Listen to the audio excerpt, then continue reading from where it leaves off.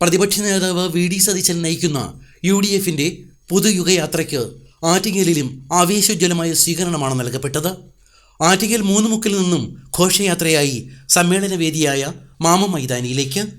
സ്വീകരണ സമ്മേളനം മുൻ KPCC അധ്യക്ഷൻ MM ഹസൻ ഉദ്ഘാടനം ചെയ്തു. DCC general secretary P Unnikrishnan അധ്യക്ഷനായിരുന്നു. അടൂർ പ്രകാശ് MP മുഖ്യപ്രഭാഷണം നടത്തി. LDFന്റെ 10 വർഷത്തെ ഭരണം കേരളത്തെ കശക്കിയെറിഞ്ഞു. 25 വർഷം പിന്നോട്ടടിച്ചു. സംഘപരിവാറിൻ്റെ പാതയിലാണ് കേരളത്തിലെ CPM. പിണറായി വിജയൻ കേരളത്തിൽ വർഗീയതയ്ക്ക് തീ കൊളുത്തിയിരിക്കുകയാണെന്നും പ്രതിപക്ഷ നേതാവ് പറഞ്ഞു. ഏത് മേഖലയെയാണ് ഇവർ തകർക്കാത്തത്?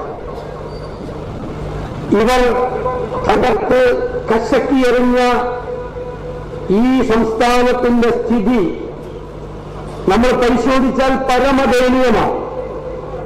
ഒരു നാടിന്റെ ഘടനയിൽ ഏറ്റവും പ്രധാനം അതിന്റെ നട്ടെല്ലുപോലെ അതിന്റെ സമ്പദ് വ്യവസ്ഥയാണ്.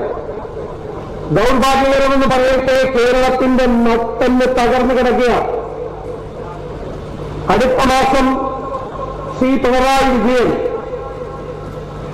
അധികാരത്തിൽ നിറഞ്ഞിട്ടു, ഒരു സംശയമില്ല. പക്ഷേ പോകുന്ന പോക്കിൽ 6 ലക്ഷം കോടി രൂപയുടെ കടബാധ്യത കേരളത്തിന്റെ തലയിൽ കെട്ടിവെച്ചിട്ടാണ് പോകുന്നത്. ഞാൻ UDFന് വേണ്ടി നിങ്ങൾക്ക് വാക്ക് തരുന്നു.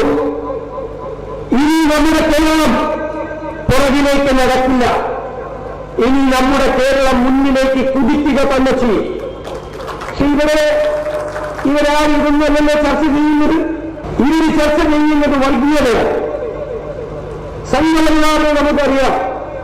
അവർ വാ തുറന്നാൽ വിഷം വഹിക്കുന്ന വർഗീയത പറയും.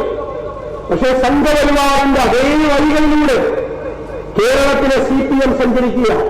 ഞങ്ങൾ പറഞ്ഞു, ഡൽഹിയിലെ ചേട്ടൻപാവയും തിരുവനന്തപുരത്തെ അനിയൻപാവയും ഒരേ തോണിയിലാണ്, വർഗീയതയുടെ തോണിയാണ് ഇപ്പോൾ സഞ്ചരിക്കുന്നത്.